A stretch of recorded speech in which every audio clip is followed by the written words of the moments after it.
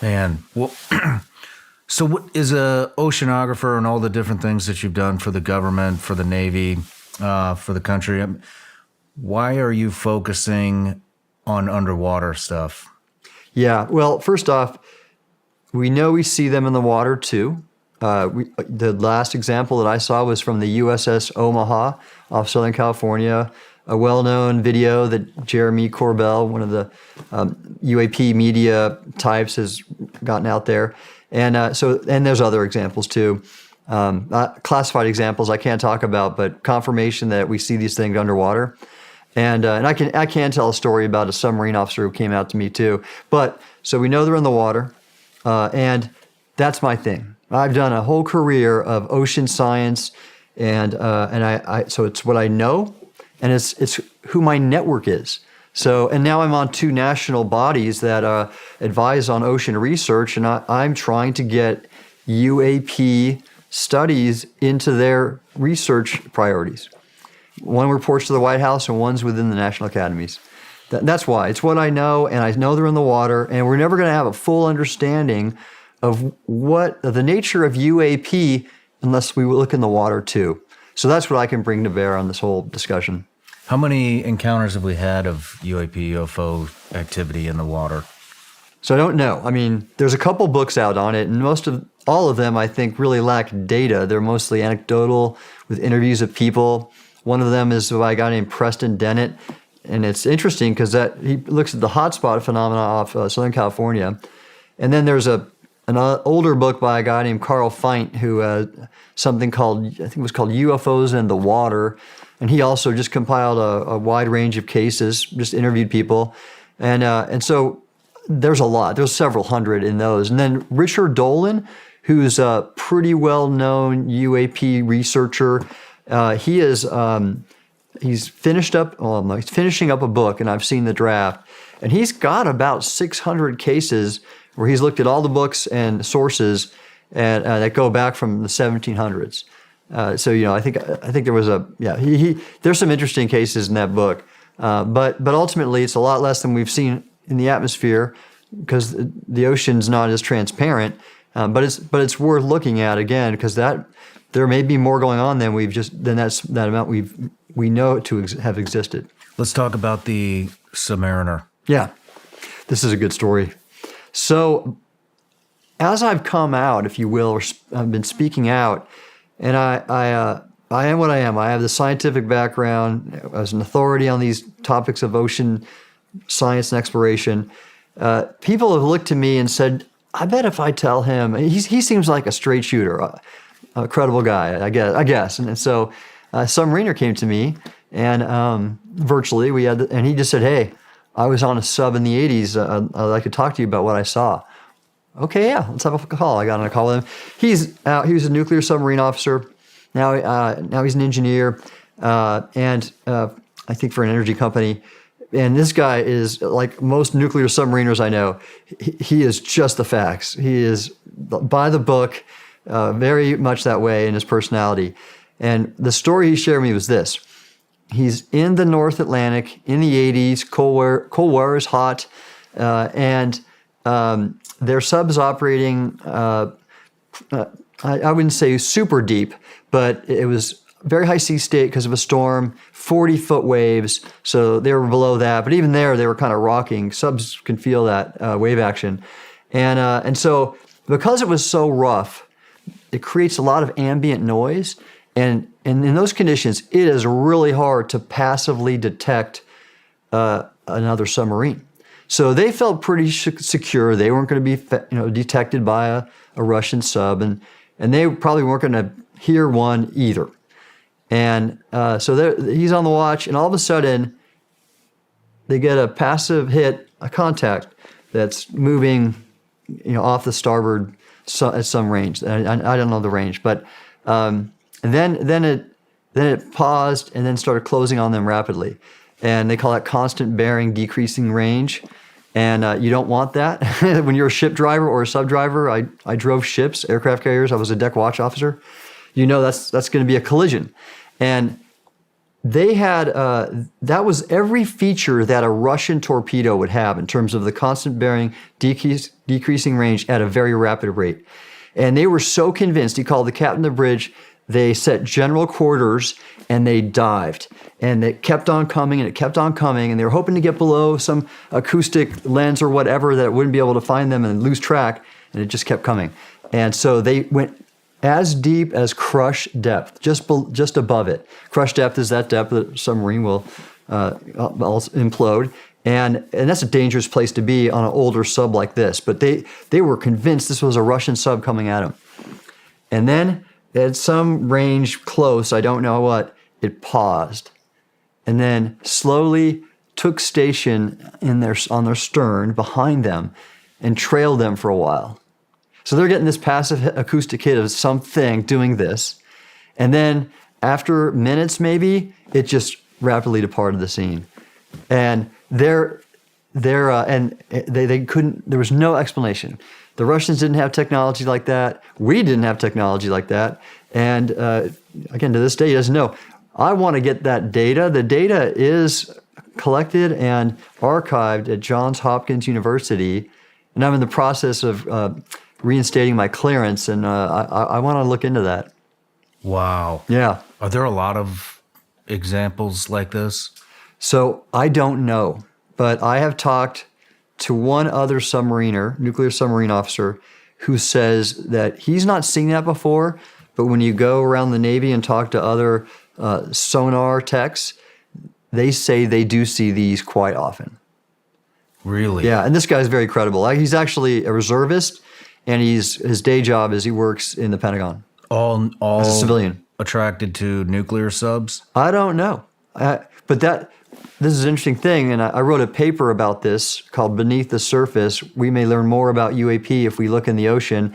It's on the Sol Foundation's website, and I write about that because we know, and there's a book on this, that UAP seem to be attracted or active around nuclear sites.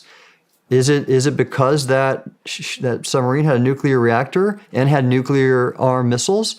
And what about the Nimitz and the Theodore Roosevelt aircraft carriers? Is because they're nuclear powered? Maybe is that attracting them? I don't know, but it's a very interesting correlation.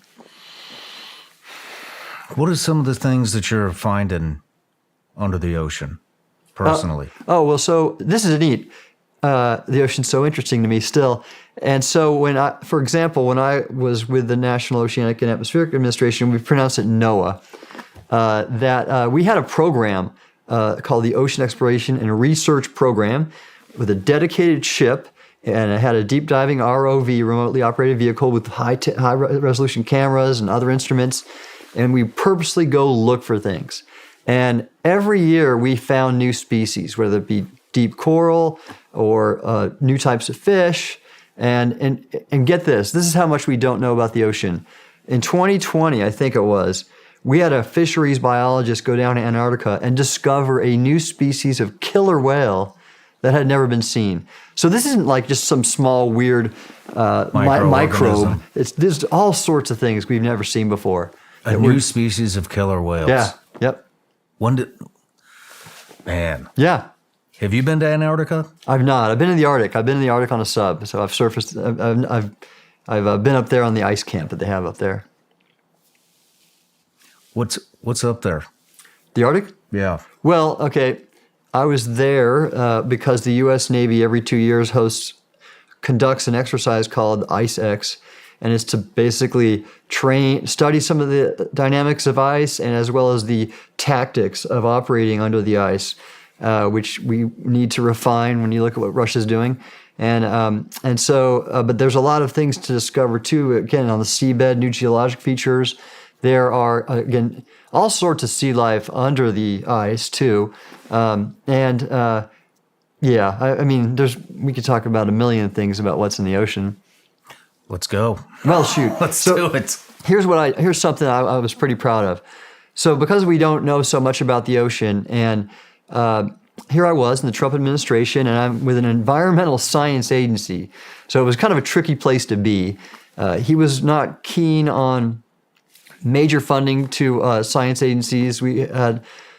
The White House proposed a lot of cuts to our budget. Congress always put the money back in. But we were looking for good ways to show leadership and advance the ocean that would appeal to his administration. And so one of the things I led was a national strategy to map and explore the ocean, or the U.S. ocean, which is our exclusive economic zone. And the White House approved it, and we put together a plan, a team, and it's still being executed. And so we didn't even know only about 40% of the seafloor in the U.S. had been mapped, and now we're getting near 50. And why that matters is, first of all, submarine navigation, or navigation, period, ships. Submarines, too. We had 2 submarines. One was the USS San Francisco in the early 2000s, and then later the USS Connecticut in the early 2020s. Both collide with undersea mountains, seamounts, sustained major damage, hundreds of millions of dollars. In the San Francisco's case, one sailor was killed because of just 35 knots, boom, he sustained a head injury. And that's how much we don't know about the ocean and why we need to do it. And I even wrote an article about the fact that China is mapping and exploring the ocean heavily in the Western Pacific. And if they know the ocean better than us, we're going to have a hard time with them. You know, think about this. High ground in ground warfare provides a tactical advantage, right? And the ocean has a high ground too. If you know the acoustic properties and the seabed well, then you can use that to your advantage in predicting the acoustic and optical paths of sensors and avoid counter detection and maximize your ability to detect the adversary. So you need to know the ocean just like you need to know terrain in your old line of work. Mm-hmm. And so that's it. So getting a better feel for what we know, it matters for national security, and it matters for a lot of cool science. We have some of the best managed fisheries in the world in the U.S., especially in Alaska. And we need to understand the nature of the fish, where they're moving into certain places. We need to understand what their habitat is like so we know where they'll be and we don't overfish them. There's all sorts of reasons to map and explore the ocean. And those are just a few. Yeah. What are some of the things you've encountered? So there's some other interesting ocean things I've seen and done. And a lot of this is credit. I give credit to my wife, Karen, who was a Navy diver doing salvage. She was a diving officer. She's recovered aircraft from the floor of the Mediterranean, the seafloor, and done some hard stuff. She's my inspiration, and she's the reason. Actually, I even speak up about UAP. I had no idea. I had no intention of doing it, and she just said, "Tim, you've done some things. You have a voice. Why don't you do it? Why don't you go contact Avi?" And so I give her that credit. But also because was a former Navy diver, and we met getting our graduate degrees in oceanography at Scripps, that's just what we do now as a family. We do ocean stuff. And so I joined her. We did a week-long cage diving expedition off Guadalupe Island with great white sharks. Oh, man. Oh, how was that? It was amazing. And this is... Amazing. Yeah. Well, it was, there's so much to say about it. But the neat thing that I was proud of is it wasn't just some adventure tourism deal. I actually found the people who do it through my old agency, NOAA. One of the women who worked at our Fisheries Science Center in San Diego, she had a nonprofit job doing marine scientific research investigating specifically great white sharks. And this was part of a 20-year time series where the scientists had been photo-identifying individuals in the population by the markings on the side of their body, because they're kind of dark on the top, blue, and then they're light white on the bottom. And it's like a zebra. They have it's unique to each individual, the pattern. And so they had been photo IDing all the individuals, and it's a really important scientific endeavor because the apex predators in a population, if you can understand their health certainly at an individual level, you'll have a very good indicator of what the entire ecosystem's doing. And so we went down there, we took our GoPro data, and they downloaded it and used our data. But it was also just extraordinary. These animals are as big as buses. Of course, they're like weapons with their teeth, and they're interesting. I remember we had a day travel from Ensenada, and we had 3 days diving, and a day travel back. And I remember thinking on the way out, we're going to have 3 days in the water. I'm probably going to get bored after the first day. I'm going to see the same stuff all the time. No way. Now I know, because these animals are coming right up to you and they're just doing what they do in the wild, and they're majestic and beautiful. But now I know why bungee jumpers do what they do, because I just wanted to get in the water like constantly and see those things. They're never disappointing. Man. Yeah, that was a good show. Was that pure pleasure, or were you down there to study? I was there, again, for that nonprofit to help with their scientific study of the animals. Yeah. So I had to pay for it, but it was a contribution to that science institute. Cool. Marine Conservation Science International is what they're called, MCSI. Interestingly, and I didn't know this back then, I wish I did, but that's Guadalupe Island off Baja California is a hotspot for UAP. Is it really? All the fishermen around there, they see them all the time.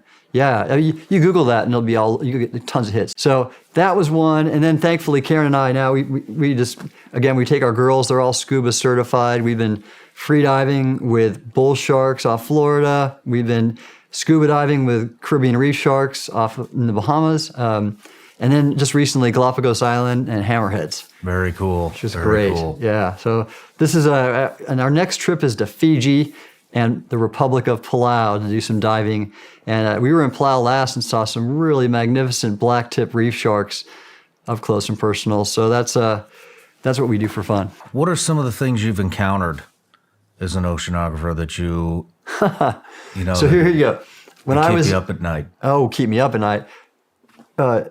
The nature of the ocean doesn't keep me up at night. It's our adversaries who want to exploit the ocean to harm us or our allies. For example, Chinese illegal fishing is destroying economies all around the world, especially in Pacific Island countries. I wouldn't say it keeps me up at night, but it is a big issue that even our DoD, the Navy, is working to combat with the Coast Guard. There's a funny thing about that question, Shawn. So I served in the same administration as Secretary Mattis when he was the Secretary of Defense. Great guy. That was one of the questions he answered early on in his tenure as SecDef. Someone said, "What keeps you up at night?" And he said, "Nothing keeps me up at night. I keep other people up at night." Right on. He's great. He's the best. Yeah. I got to serve with some fine people in the Trump administration. Secretary Mattis was one. General John Kelly, the first chief of staff, he was Homeland Security chief initially. Great person there. He was a mentor for a month-long course I took at the National Defense University. Great person. And there are others too. Well, what are you finding under there UAP-wise? UAP-wise, yeah, in the ocean. Yeah. So again, I only know of the examples I've just shared, and then there's some classified examples I can't talk about that I know of.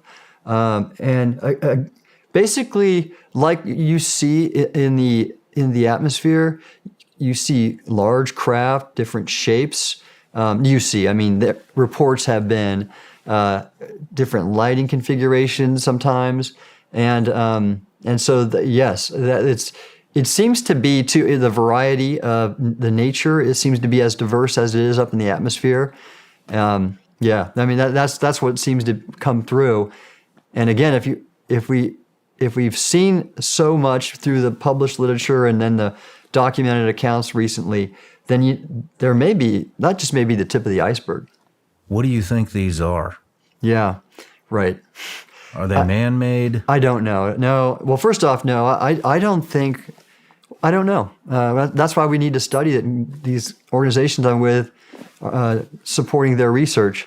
But as this topic gets explored more and more, and I engage with people that are that have been read in or have somehow touched the programs.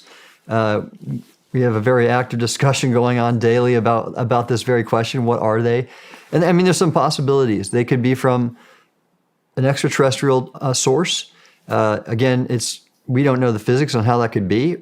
Some people have speculated an interdimensional origin, which I don't understand either. But again, since we really don't know all there is about physics, possibly there's something there.